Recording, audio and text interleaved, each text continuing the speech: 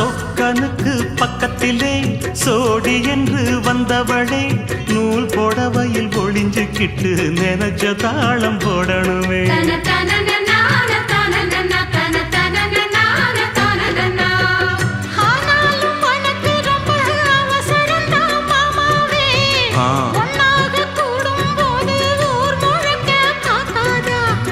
பார்த்தாலும் தவறு இல்ல பனியுறங்கும் ரோசாவே உன்னால சொத்த வச்ச மூக்குலதான் வைக்காத